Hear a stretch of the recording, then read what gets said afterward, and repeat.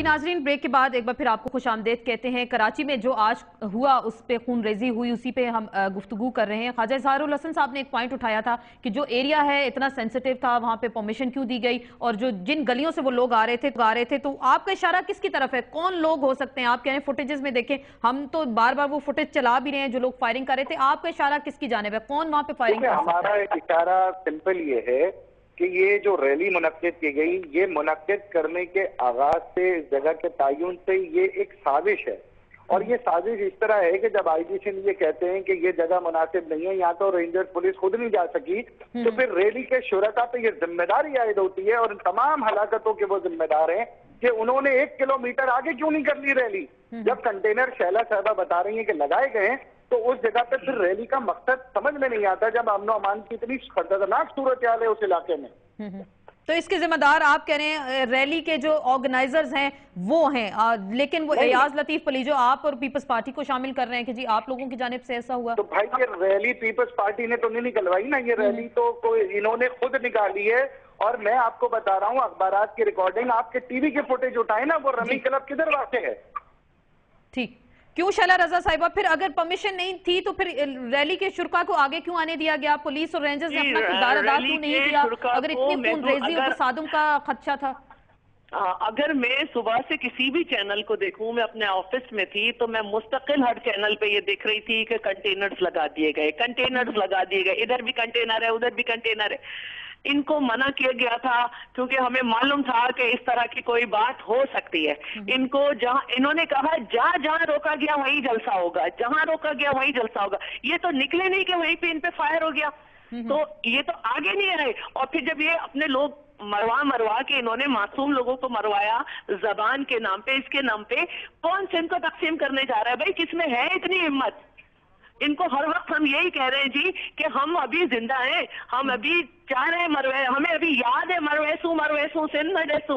ये इनको किसने कहा कि हम सिंध तकसीम करने जा रहे हैं? लेकिन एयाज लतीफ पलीजो कह रहे हैं पीपल्स पार्टी नहीं उठेगी सिंध की तकसीम के खिलाफ, तो हम निकलेंगे सड़कों पे। आसमान, ये जो कौम परस्त है, ये उस वक्त कहाँ थे जब इरसा बन रही थी? उस वक्त तो मुमताज भुट्टो चेयरमैन बन गए थे जब सिंध का पानी तकसीम हुआ। ये उस वक्त कहाँ थे जब पंजाब के वजीर आजम ने विफाक का एक नुमाइंदा भेजा कि वो सिंध हुकूमत चलाएगा, सिंध में गवर्नर राज लगा? ये कहाँ थे जब ग्रेटर थल केनाल पे पीपल्स पार्टी मुजाहरा कर रही थी?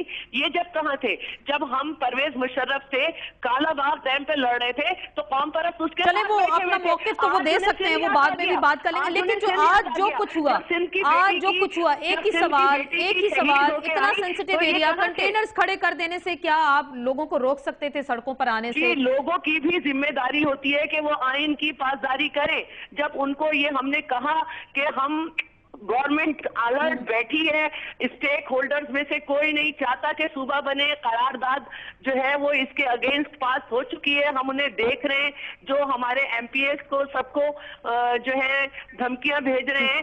तो ये धमकियां कौन भेज रहा है? सूबे की तहरीक अरशद सिद्दीकी साहब आपकी है, धमकियां कौन भेज रहा है? एक तो सिंधु देश की बातें होती हैं, कुछ वहां से आवाजें उठती हैं, कुछ महाजर सूबे की बातें होती हैं, तो ये धमकियां किस तरफ से आ रही हैं? कौन किसको भेज रही है धमकियां? ने वैसे रेस किया है और बहुत इंपॉर्टेंट पॉइंट रेस किया है कि जब पुलिस ने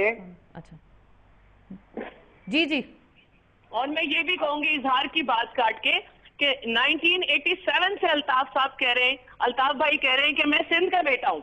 उन्होंने कभी ये नहीं कहा कि सिंध तकसीम हो। सिंध की तकसीम के चले एमक्यूएम खिलाफ है, जो सूबे की डिमांड करें हम उनसे पूछ लेते हैं ना, क्या आप लोग धमकियां दे रहे हैं अरशद सिद्दीकी साहब? देखिए, सबसे पहली तो बात है कि हमारे जो जितने भी सियासी लीडरान हैं ये माशाल्लाह झूठ बोलने में माहिर होते हैं। इनको एक सर्टिफिकेट मिला हुआ है पीएचडी किया हुआ इन्होंने झूठ बोलने के अंदर, और इल्जाम लगाना तो बाएं हाथ का काम। तो शैला रजा ने ये बात कही है, ये तो माशाल्लाह इनके बाएं हाथ का काम है, चुटकी बजाकर ये इल्जाम लगा देते हैं। आप इल्जाम के थक गए, हम इल्जाम सह के थक गए हैं, ये इल्जाम लगा के नहीं थके। लेकिन इस बात को जहन में जरूर रखिए कि ऊपर खुदा मौजूद है जो इंसाफ करने वाला है। खुदा के इंसाफ और खुदा की लाठी बेआवाज है, जिस दिन आपके सर पर पड़ गई आपको इस बात का अंदाजा हो जाएगा कि आपने कितना इल्जाम सही लगाया, कितना इल्जाम गलत लगाया। महाजर सूबे या महाजर आपका कौंसल के हवाले से आज की तारीख तक किसी को भी थ्रेट नहीं दिया गया है। शहला रजा साहबा, आज मैं ये मुंह पर बोल रहा हूँ कि आप झूठ बोल रही है। आप मैंने आपका नाम ही नहीं लिया, मैंने आपका नाम ही नहीं लिया। लिबरेशन आर्मी के नाम से धमकी आई थी। महाजिरों की तरफ से आज तक किसी भी लीडर को धमकी नहीं दी गई। चले, आपने धमकी नहीं दी, आपका मुतालबा महाजिर सूबा है। आज हमने सिंध बचाओ तहरीक के हवाले से देखा, उस पे रैली पे फायरिंग की गई। आपका मुतालबा एक अलग सूबा है, उसके वहां के लोगों को रोजगार मुहैया किया है। इस बात को आप जहन के अंदर बिठाइए। महाजिर ना लड़ने वाला है ना धमकाने वाला है, लेकिन धमकी को सहने वाला भी नहीं। लेकिन अच्छा, मुझे ये बता दें अरशद सदीकी साहब, मुझे ये बता दें एक बात कहना चाहूंगी। जी जी शैला रजा साहिबा, जब हमारे मूवर्स जो थे एमपीए, उनको धमकियां आई तो उसके बाद एक तहकीक की गई और उन्होंने उसमें जो धमकी देने वाले थे उन्होंने अपने आप को महाजिर लिबरेशन आर्मी कहा था। ठीक है, मैंने तो इनका नाम ही नहीं लिया। अच्छा नहीं, चले उनसे जवाब ले लेते हैं। जी अरशद सदीकी साहब, ये बता रही हूँ जी अरशद सदीकी साहब, आप लोगों ने क्या उनके कातिलों को गिरफ्तार कर लिया? आपकी तहकीक ने गिरफ्तार कर लिया? कौन से ऐसे इदारे हैं जो सच बोलते हैं? कौन से ऐसे इदारे हैं जो सच पर कायम है? बिल्कुल जी ख्वाजा साहब, जी ख्वाजा साहब जी जवाब दें आप। क्या कहना चाह रहे अरशद सदीकी साहब, हम इनसे जवाब ले लें, धमकियों की बात हो रही है। ख्वाजा साहब जी जवाब दें आप। बात यह कि तमाम लोगों का एक जमहूरी हक है वो अपनी बात करें। चुप कर दें ना, पहला मौका मिला है क्या? जी ख्वाजा साहब, तमाम जितने भी हजरात हैं, चाहे वो किसी भी फिक्र किसी भी मसलक से ताल्लुक रखते हो, उनका हक है वो आईने पाकिस्तान के अंदर कोई भी मुतालबा करें। लेकिन शैला रजा साहिबा ने बड़ा वाज़ेह कैटेगोरिकली अल्ताफ भाई का नाम लेके भी कहा, रेजोल्यूशन का भी हवाला दिया। मुत्तहिदा कौमी मूवमेंट के ऊपर हमारे ही इन लोगों का प्रेशर बहुत है। हम इनके ग्रीवेंसेस को एड्रेस करने के लिए पाकिस्तान पीपल्स पार्टी से भी बात कर रहे हैं। लेकिन हम ये बात जानते हैं कि वाकयातन सिंधु देश या पाकिस्तान ना खप्पे के नारे लगाने वाले वो आईन पाकिस्तान के तजावुज हैं, वो फौज के खिलाफ, वक्तिया के खिलाफ हैं, जमहूरियत के खिलाफ हैं।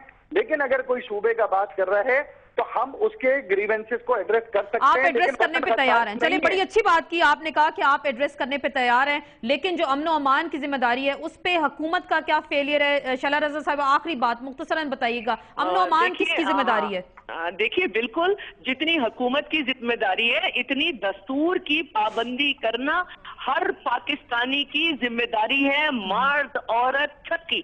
लेकिन इस पे बिल्कुल आप सही कह रही होंगी, लेकिन इस पे आपके इत्तेहादी आपका साथ नहीं दे रहे। असफर यार वली साहब अभी उनके टिकट चल रहे थे, वो ये कह रहे हैं कि हुकूमत बेबस दिखाई नहीं देती, उनकी जिम्मेदारी है। एमक्यूएम भी कहती है कि सूबाई हुकूमत की जिम्मेदारी है, जो पीपल्स पार्टी की हुकूमत है। तो फिर लगता कुछ ऐसे है कि हुकूमत फिर नाकाम हो गई। 5000 लाशें तो गिर गई 4 सालों में। देखिए, अगर 5000 लाशें गिरी हैं तो इस सूबे के अपने हालात हैं, हर सूबे के वो अपने हालात हैं। लेकिन हुकूमत नाकाम नहीं हुई, हुकूमत ने उन कातिलों को पकड़ा भी है और उन भत्ताखोरों को भी पकड़ा है, बहुत सारे ऑपरेशंस किए। लेकिन उसके साथ साथ शहरियों का भी ये फर्ज होता है कि आइन के मुताबिक चलें। आप कह रही हैं आइन के मुताबिक चलें। बहुत बहुत शुक्रिया, बहुत बहुत शुक्रिया। मेरे पास वक्त कम है। शैला रजा साहब आपका शुक्रिया, ख्वाजा अजहरुल्लाह आपका शुक्रिया। अरशद सदीकी साहब ने हमें ज्वाइन किया, महाजिर सूबे की तहरीक के हवाले से अपना मौक़िफ़ बयान कर रहे थे। आपका बहुत बहुत शुक्रिया। अमन व अमान कायम रखना सूबाई हुकूमत की जिम्मेदारी है, लेकिन हालात इस सूबे के इतने सेंसिटिव, खुसूसन कराची के हो गए कि यहाँ जो भी आवाज़ उठती है उसको गोली का निशाना बनाया जा सकता है। शायद इस सूबे का यही मुकद्दर और इस शहर का मुकद्दर रह चुका है। इसके साथ ही टारगेट पॉइंट से आसमा चौधरी को इजाजत दीजिए, कल फिर मुलाकात होगी। अल्लाह हाफिज।